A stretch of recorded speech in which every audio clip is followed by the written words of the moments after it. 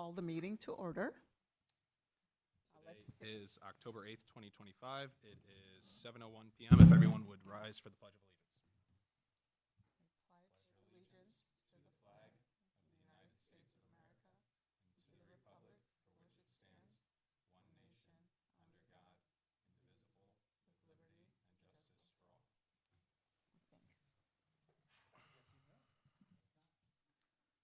all. Okay, good afternoon, everyone. Thanks for being here. And I'll be standing in for Gary today. Can you hear me? Okay. And who are we seating? Sonia, alternates for seating. Perfect. And our regular members are Mark, Rod, Wendy.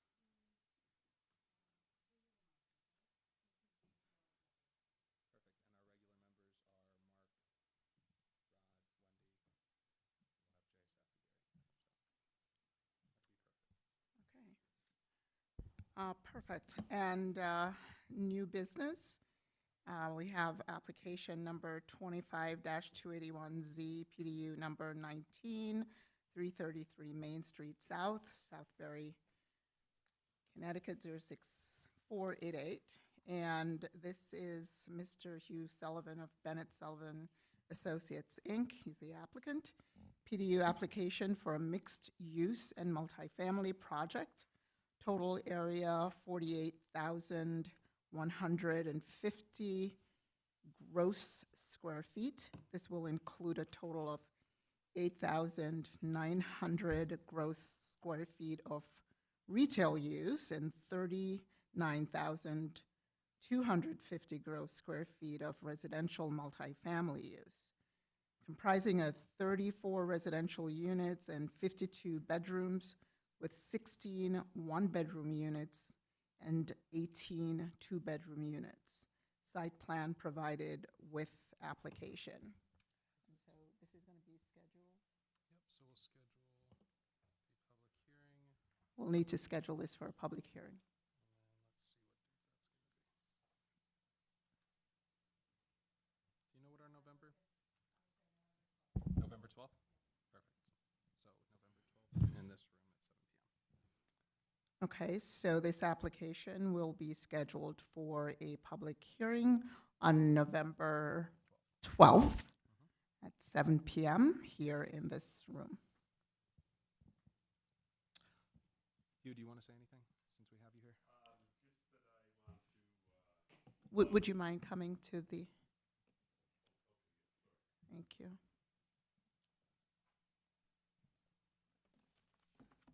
Hugh Sullivan, Bennett Sullivan Associates, I'm a licensed architect. This is a result of the work we did over a year ago with your plan development regulation in order for us to do a mixed-use residential project with office or retail on Main Street South. We put together a package for you to see what this project would appear like, to give you an imagery. We have gotten a lot of positive feedback from members of the community, and we hope we could get the support of your commission. Despite that, when you coordinate this type of zoning regulation, there are always a few things that you have to coordinate, and then we have to coordinate them with your commission. Specifically, you have what we know as a planned development district, and that's been around for a long time. Now we have this PDU, but we really have to jokingly make a PDD light. I'm just saying, because it is a different instrument. And I think to give your commission and the town control, we probably have to add some more language to the Amendment 12 regulation to smooth this out over the next 2-3 months, with you helping us. Is that a fair assessment, from? That's a fair assessment. Yeah, we have more to discuss on that under other business today. Okay, By all right. means, you speak to your end of it. Yep. We'll cover our end, Fine. and then we'll see where we all kind of. But again, it's a project that is stated has 8,900 gross square feet for retail. We've gotten some positive feedback from tenants that would be interested in the location. The septic system is approved by the state, and they approve them by bedrooms. So that's why we came up with a total of 52 bedrooms. There are 34 units. There are 16 one-bedroom units, and there are 18 two-bedroom units. The architecture, we really tried to bring in a lot of familiar imagery that we believe the residents of Southbury would like, with brick, with shutters, with clapboard siding, with traditional windows, gable ends and cornices to the street, and at the base for the tenants, large storefront windows that will give the imagery that there is retail there. And hopefully, depending on the tenant, as your board has seen over the last couple of years, if we might get a small coffee shop in there, they'd be able to have some outdoor, tables and chairs, just to give some imagery to the street. We've also connected this site to the streetscape system, and if you were to go to, flip your page to this, this drawing right here, you can see that the sidewalk connects to the building, as well as we provided a sidewalk.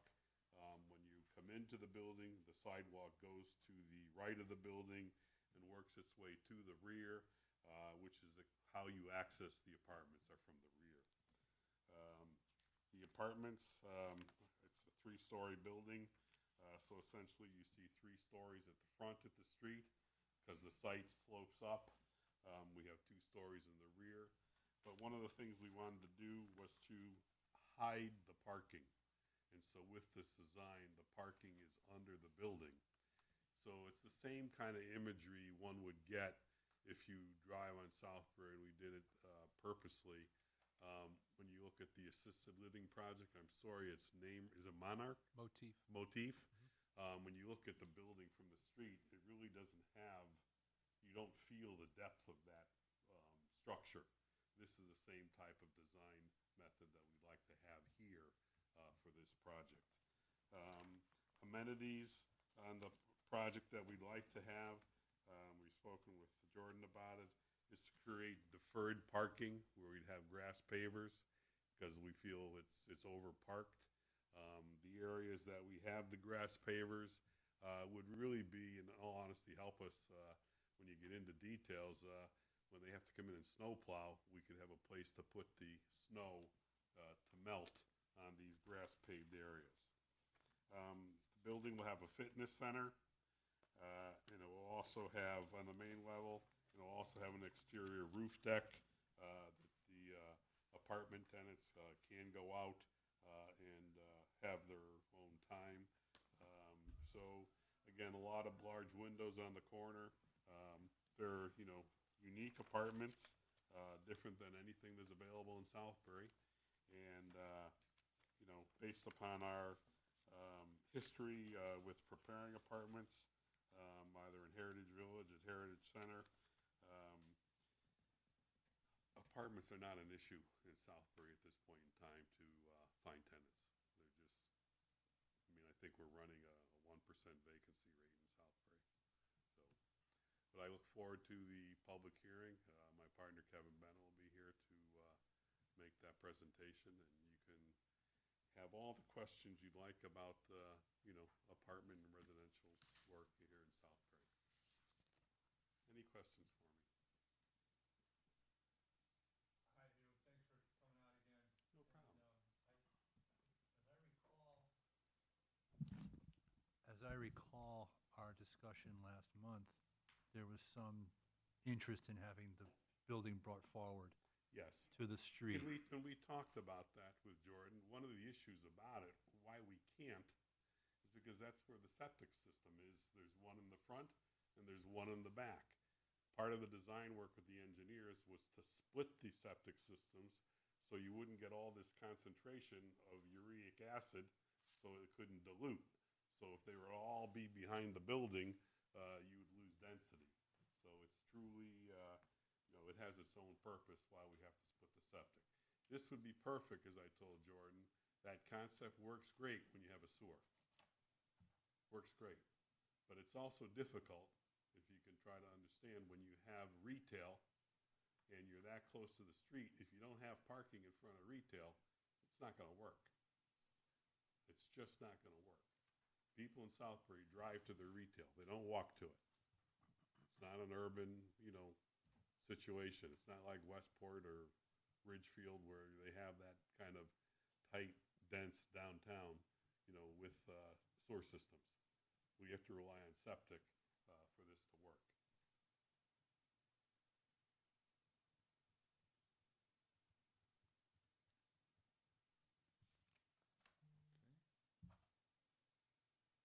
Mark and Gary is out today, but him and I sat with both Kevin and Hugh and kind of went through that in detail. And it was represented the same way, that it was a site constriction as a result of the utilities. Okay. Thank you, Jordan. So, the other, for thinking about the storage units that we fooled around with recently, we spent a lot of time worrying about where the fire trucks would go and that sort of thing. And Yes, this has been considered in this. yes, each tenant has a storage space in the basement area. So each tenant has their own space. The retail tenants have some storage as well.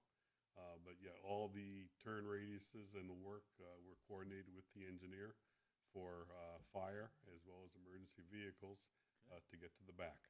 Correct. Yeah, because it looks like it's kind of a long way.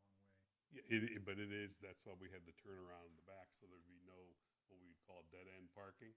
Okay. So by having the cul-de-sac in the back, Right. it's free.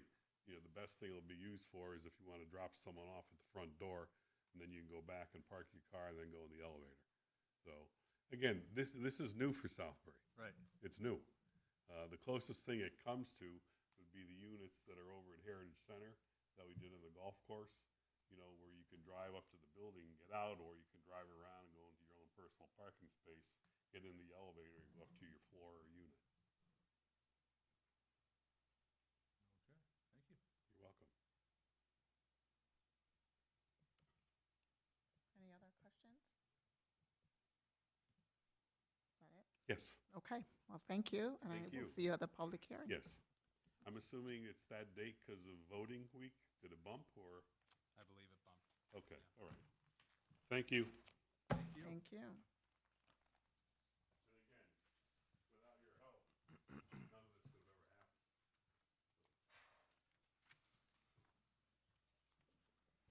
All right, old business continued. So we are obviously in the middle of a comprehensive zoning regulation rewrite. There's a special meeting to be scheduled for October 29th, 2025 at 7 PM. So we've spoken with SLR. A big aspect of the project is going to have to be consistent special meetings that we're almost scheduling monthly. Depending on if we have a light agenda load, we may be able to address the regulation rewrite under our regular scheduled meeting. But given the amount of work that we're going to have to do, especially at the early onset, plus we still want to make sure that Gary's involved as long as he's on this commission. We'll want to make sure that we're getting these done at a clip that's consistent with SLR's projected timeline. So if everyone wouldn't mind checking their schedules either today or in the very short future and letting us know your ability to attend this date on October 29th at 7 PM. SLR is already scheduled. We'll look to have it in this room. If there's any scheduling issues, we'll notify everyone and make sure everyone's aware. Okay, All right, thank you all. thank you. Okay, discussion on amendment to section 12 of the zoning regulations with a request to hold a special meeting on Tuesday, October 14th, 2025 at 3 PM. All right, so that timeline is tentative. We'll address what needs to be done. But you just heard Mr. Sullivan assert that there's coordination that's necessary. And what he means by that is their understanding of the regulations when they drafted this plan was that they had the ability to address the zoning regulations in the same way that a PDD would. PDUs don't have that ability. In looking at the number of properties on Main Street South that effectively fall into the PDU category, meaning they're 5 acres or less, there's roughly 20 of them, 20 parcels. Now, those parcels have existing structures on them. Those existing structures, for the most part, are non-conforming. The issue with non-conforming structures, and if you've had a chance to read the memo, it goes into it, but if anyone has any questions, we can even go through that more specifically and address each item. But when you have a non-conforming structure and someone comes in to redevelop it, let's say it was a garage at one point and you want to redevelop it to be a convenience store, a grocery store, a restaurant. Nonconformities mean you are stuck with effectively what that structure is in its location, size, shape, orientation, everything.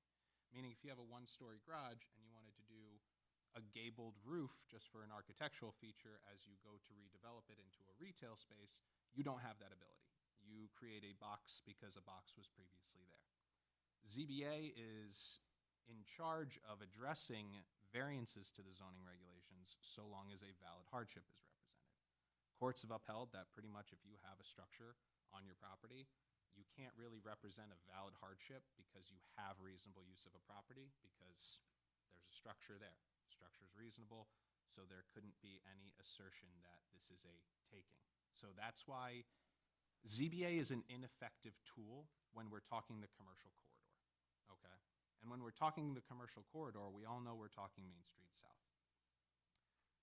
One way that these parcels, as they start to get redeveloped, and we want to have, and the commission wants to have control over how those developments look, is to create something to the akin of what Mr. Sullivan alluded to, and he used the word PDD light.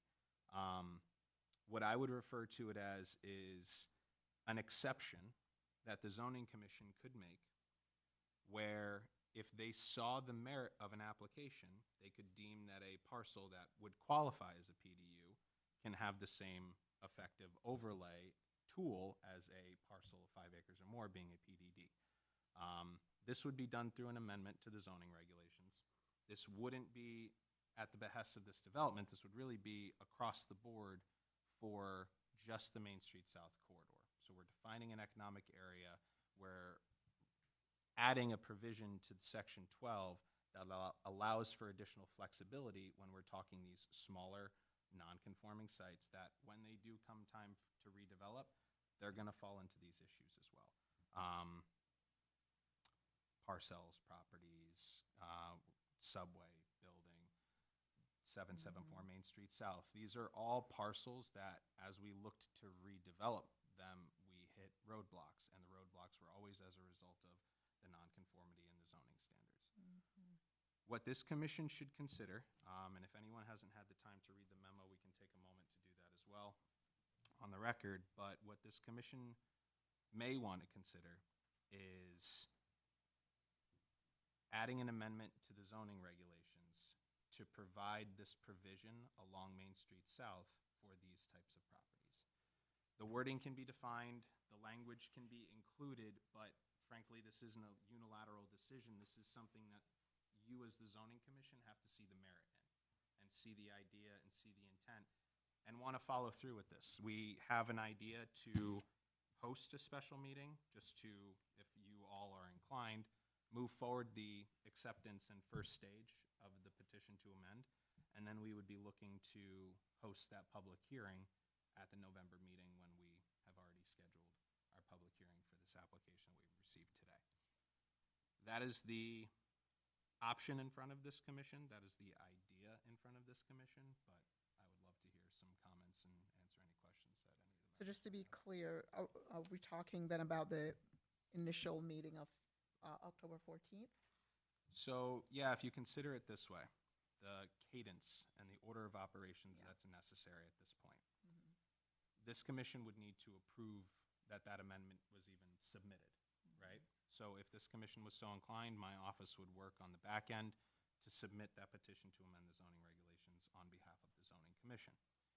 That petition needs to be received by this commission. We need to accept it the same way we just accepted his application and set a public hearing. By setting a special meeting, we're able to just get that step done this month, because we're already kind of behind the ball, because we're at the meeting today, right?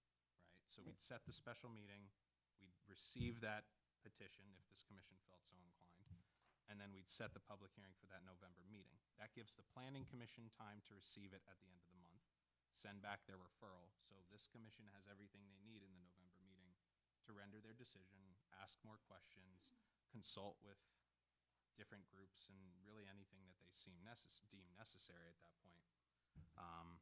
But yeah, any other questions I'd love to answer. Does anybody have any other questions? I mean, everything we're doing right now is just specifically so we can focus on this. No, Not just honestly, that. I mean, it's with the not. timing that's The going on. reality of the application in front of you, it's a good question, Dominic. The reality of the application in front of you is if the strict interpretation of the regulations is applied, that cannot move forward. Plain and simple, the coverage is too much for the site. They miss some of the standards. For the most part, it's hitting all the setbacks, it's hitting all the zoning standards, but they miss on a couple things. These are the same issues that different parcels would bump up against, whether it be setbacks or coverage or impervious. Those are the things that they would be tweaking and modifying under this PDU provision so that they could have the vibrant economic opportunity right on Main Street, where we want to have, where the commission wants to have the most control. The benefit of this tool is it's completely legislative, meaning the zoning commission has ultimate authority over whether or not an application moves forward at any given instance or it's dead on the water, right? A standard subdivision application, as an example, if a subdivider came in and it was a really bad idea, but they can prove that they've hit all the standards, the planning commission has no authority to deny that at that point. They have to approve it because they've met all the standards.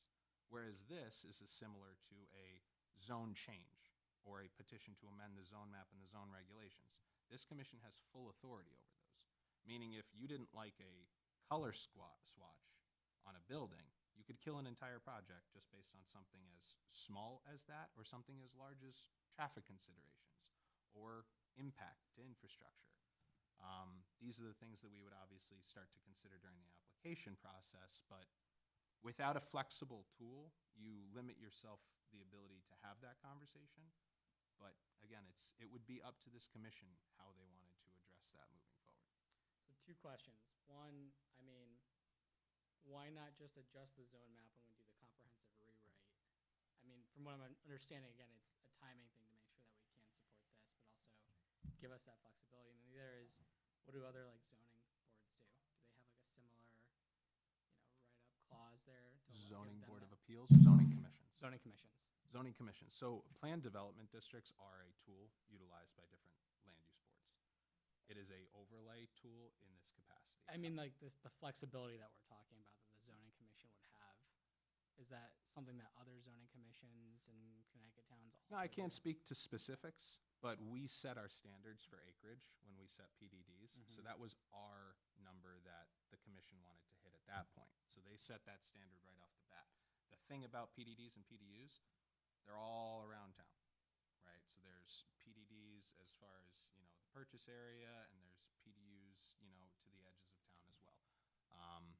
But how we apply that same thinking in the economic corridor is really the consideration of this amendment, because it wouldn't be looking to change it whole cloth in town. It would really just be looking to add that flexibility here in Main Street South. And the thing I consider here is that to wait until we've done all of that, I think that's an economic disadvantage to opportunities that we have in town to make these changes when they come up. Because, for example, you mentioned, the old subway, for example, and I'm not sure there's anything being done there, but I'm just using it as an example to say that that particular structure, if somebody were to want to use it, an existing structure exists, it would have the same limitations. And if somebody, had a possibility of expediting, an economic opportunity, we would essentially be back at square one if we didn't do anything. Correct. So, In an instance like that one, if there was you don't throw away the zoning regulations when you do this. this. Right, It's still the right. tool that supports the backbone of this. You make provisions and tweaks as needed, unique to that particular instance and circumstance. In this instance and circumstance, the unique nature of it would be the residential impact that we get on Main Street South, which is the unique aspect of this. We have retail buildings like this on Main Street. That's nothing new. It's the residential aspect that's unique to this. If you look at the subway building, if a developer wanted to come in and the metrics of that building don't work because they need more residential units up top, which they originally had, you cannot expand that vertical height pretty much anywhere on that building because it's so non-conforming. It's encroached on all ends. You're also hit by two roads, and roads are the biggest setback cause when we're talking building lots. So it's a tool that could add that flexibility and add that relief valve for Main Street South, where the commission still wants to see progress and they want to see the right progress. But the tools that we're modifying here are really so that the commission can start to have control. If you think about the original amendment to Section 12 that was done, the original ruling or the original language was 4 units per acre limitation, right? If we go to the health department and ask the health department what they would certify, it's much more. And then if you look at the 830G provision, so long as a developer can prove that the site can accommodate it, i.e. the health department has approved X amount of units, then the town really has no authority to deny that. So then the question becomes, does the town, the zoning commission, want to be the ones to control the development and control the conversation on aesthetics, on parking, on streetscape implementation, on landscaping, everything like that? Or do they want to be kind of shackled to the regulations and be forced certain items when the only recourse for a developer to get the investment on the property that they need is to go 830G? That was kind of the thinking behind this, was to put the control back in the hands of the zoning commission. We're hitting up against another one of those roadblocks where the control is being pulled from the zoning commission, just as a result of the land use code when it's addressing nonconformities. Jordan, would we have any limitations of what we couldn't mess with? Like, or change like setbacks and parking and landscape, or the size of a building coverage? I mean, would we have the authority to change like everything? Technically, yes.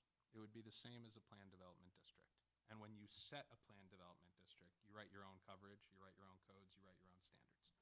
What we see a lot of the time is refer to Section 11, refer to Section 10, refer to Section 8, meaning they've written it off. They don't want to regulate that area. They just want to refer to the town standards.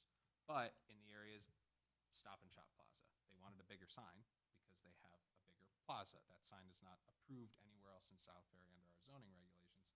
They wrote that provision to tweak the rules so that they could have it, and under this commission's authority and understanding that the aesthetics, the appeal, the density,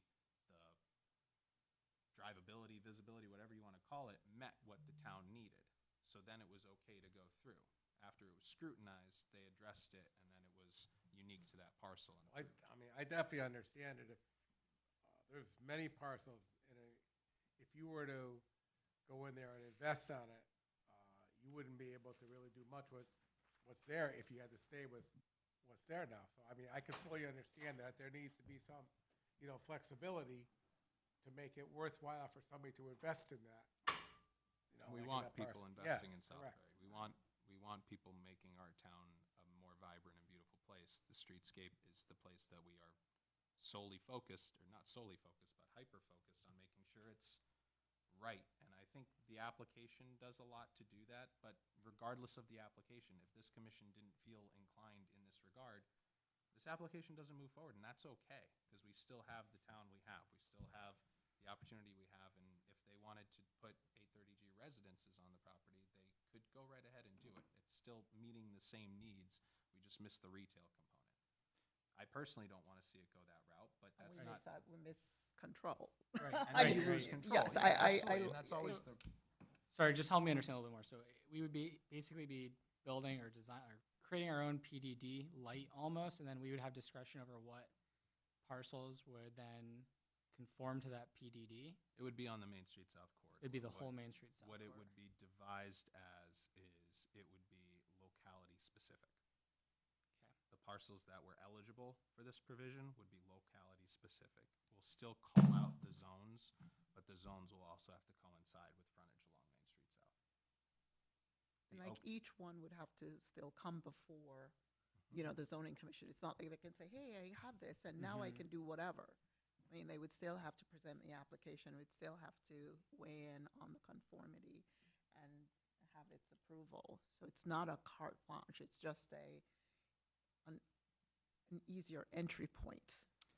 A tool for flexibility. to Flexibility, not that's a get better word. Completely cornered by existing nonconformities. Right. And that's where the issues lie majoritively. That issue doesn't lie on this site, frankly. We're not dealing with nonconformities on this site because this is the There's only no site building. that's undeveloped, Right. okay? We're thinking whole cloth to Main Street South. That doesn't mean that this site can't also benefit from that provision. It would still be up to this commission. But that would be the tool that could, not necessarily should or may, but could get this done, but also address a number of issues along Main Street South at the same time. Okay, because you got to remember, we're not doing a amendment for a single applicant. We're doing an amendment holistically for the town or just Main Street South, whatever this commission deems necessary at that point. Thanks. Not a public- Does do you, oh, no, okay. Jordan, it's if I just may. not a pu- It's not a public hearing, so we just. So you toss out the term economic corridor, commercial corridor, but that's not a firm definition of anything. I mean, is there some reason for not extending this beyond South Main Street? There must be plenty of under 5-acre commercial parcels that have non-conforming uses in other areas of town. There would be. You would And- think, And those people might be scratching their chin as to why so right off, we got left out. right off the top of my head, I can think of the Southford Village area. Exactly. Okay, the Southford Village area is designed a little bit differently in regard to they are allowed to have very close front setbacks. They are designed as a village district. So I'd have to look into the specifics of the nonconformity issues that they would be bumping up against. But to my knowledge, a lot of those sites were developed in a manner that conformed to those standards. At least the larger ones, when we start to go to like the corner store at the I end. guess what I'm hoping to avoid is we've created a little place over at IBM with sort of its own thing. Now you're talking about making its own, not exclusively, but primarily these 19 parcels that have been identified.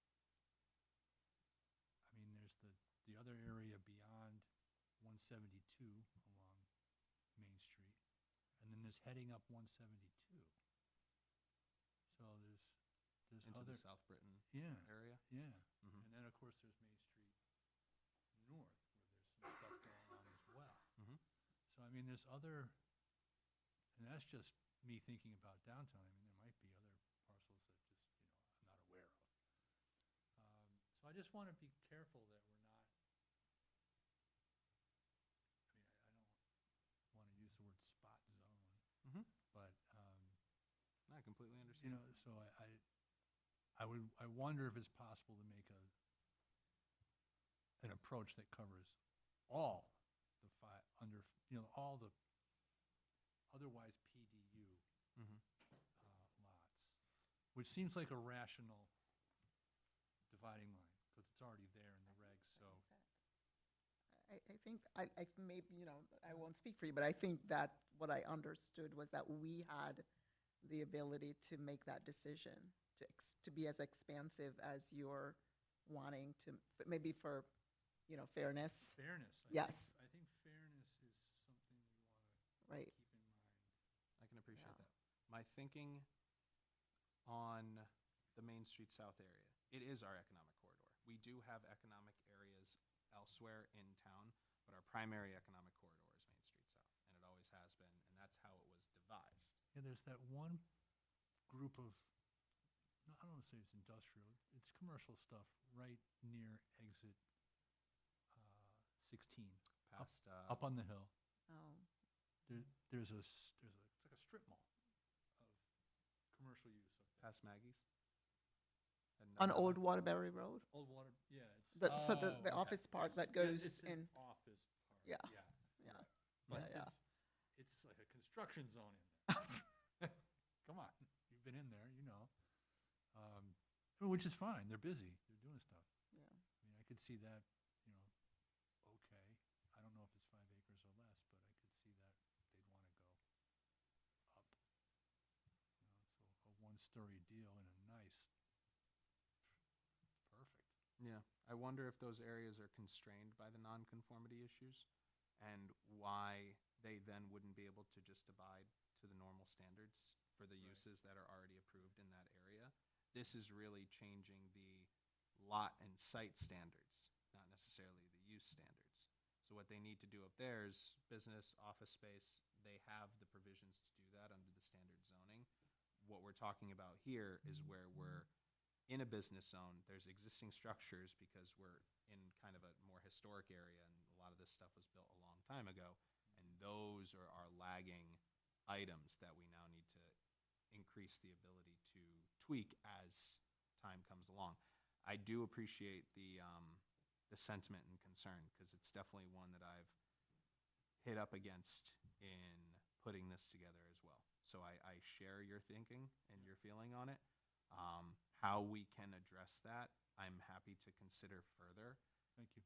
I did want to focus on Main Street South to protect against the unintended consequences of a broad scope change, since we're more refined and understand exactly what we're looking to do.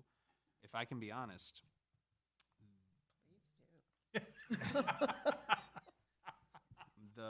If you must. the perfect way that I think that this can get done is in conjunction with what I would call a master plan, meaning it's contracted and somebody works on these parcels to give us conceptual outlooks as to what the non-conforming areas could look like in an ideal development scenario.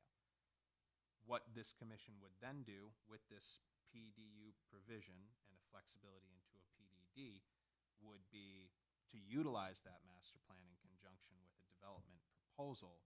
And so long as it had consistency and alignment with the master plan, then the zoning commission would then have a firmer foothold to move that forward into the more flexible provision and start changing the standards along that line.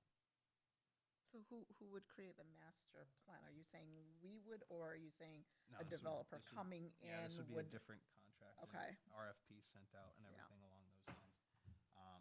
It would still be something that I'd look to have in place because these sites aren't going to redevelop overnight. We have a pretty good application in front of us. If this ended up going forward, I don't think a master plan would tell us that this is a poor idea. But it would give us guidance as to how those other parcels should be developed so that when you're getting a proposal, you have something pretty solid to rest on. If we did approve this, would we have voted based on denying somebody something other than opinion? Sorry? Like, if we have the flexibility of changing pretty much everything, Mm-hmm. and say we denied somebody a proposal, Mm-hmm. and now, could they say that, I mean, would our basis be on it's our opinion? We still get away, It would, More- it would really have to depend, Jay. But given that this is a legislative operation, zoning commission holds full authority. So it would be similar to if someone wanted to come in and petition the zoning regulations to, allow car parks on residential areas, right? you would deny that because you don't think it's a good idea. You could dive into all the metrics and issues and traffic and engineering that make that a bad idea, but frankly, if you don't deny it because it doesn't meet the intention of Southbury, that would be upheld because you have the authority over the code that they are then asking to change for the entire town.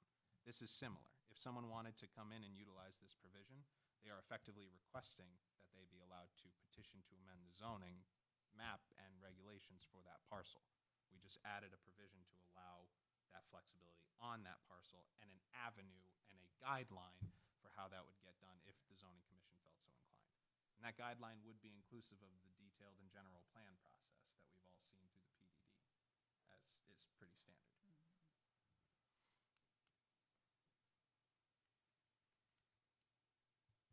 Anybody else with any concerns or questions on the commission?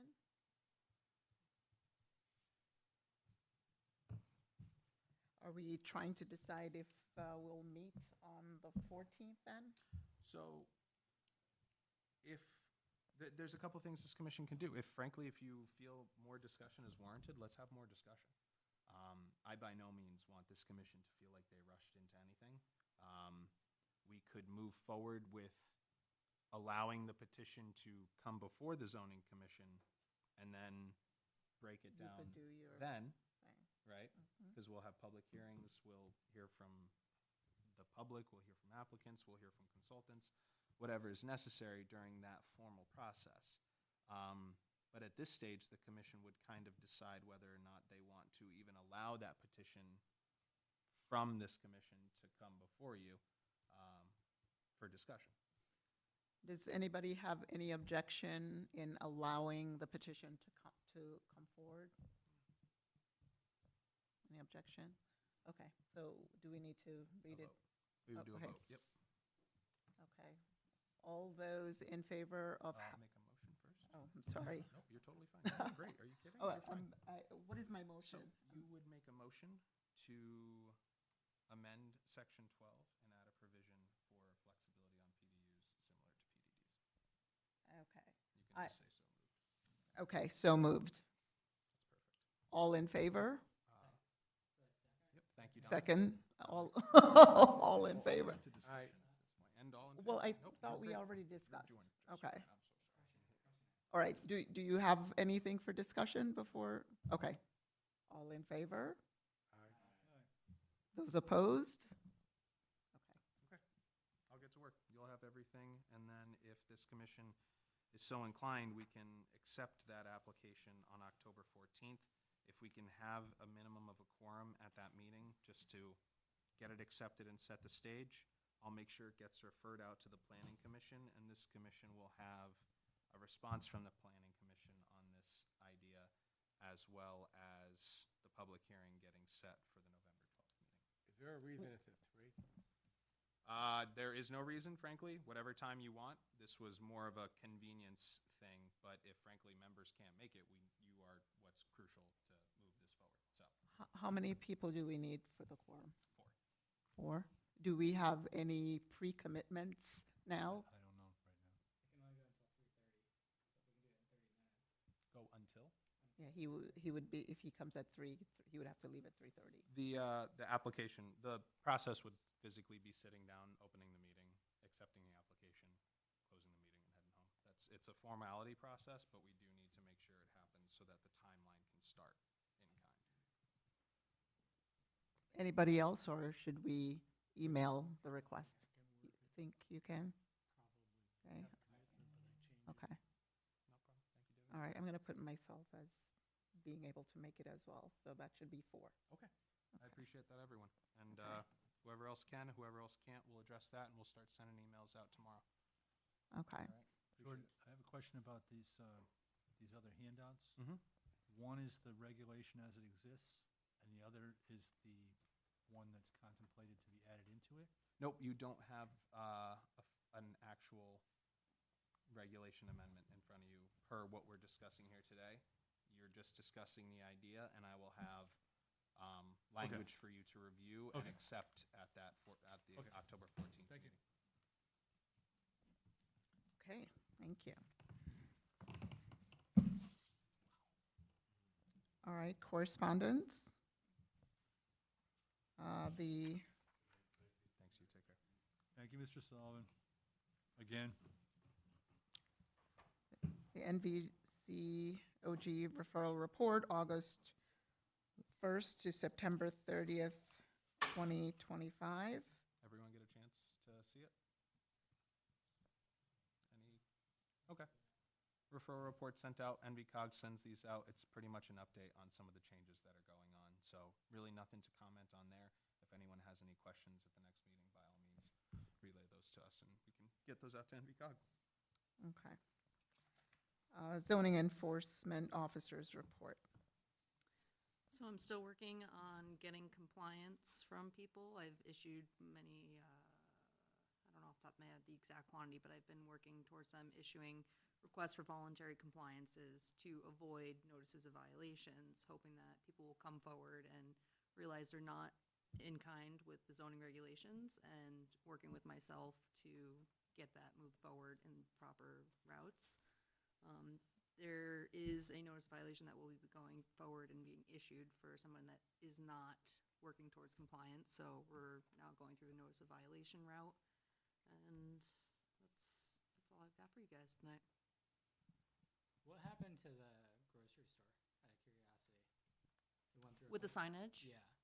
So we were going back and forth. Ultimately, Jordan had assisted in reaching out to the property manager, who did address the signage. So the only ones that are currently out there are specific to the Stop and Shop Plaza there.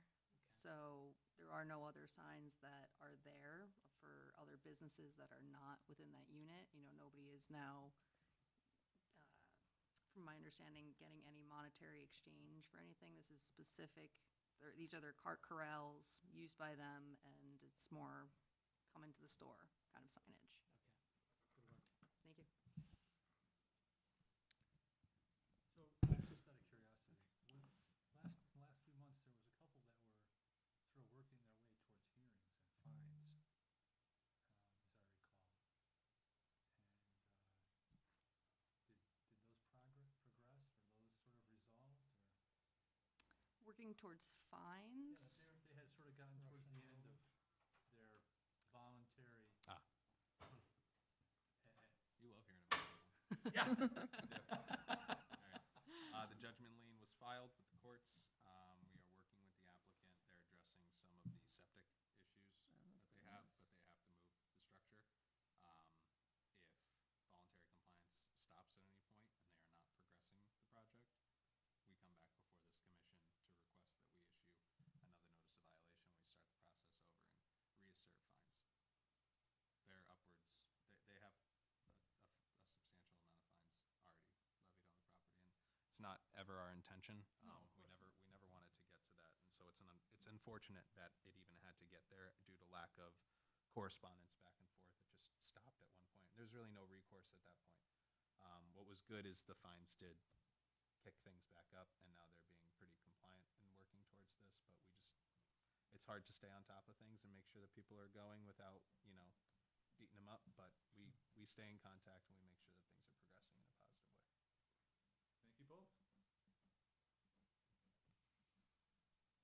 Any other questions? No. Okay, has everybody read the minutes? And thanks, Sonia, for that. So we can approve the minutes for the last meeting. I'm going to make a motion to approve the minutes. Does anybody want to second that motion? I'll second it. Okay. And approve? Aye. Thank you. No objections. Sonia, bills? No bills. No receipts? Okay. All right, is there any other business? Actually, I just have a question. Yeah.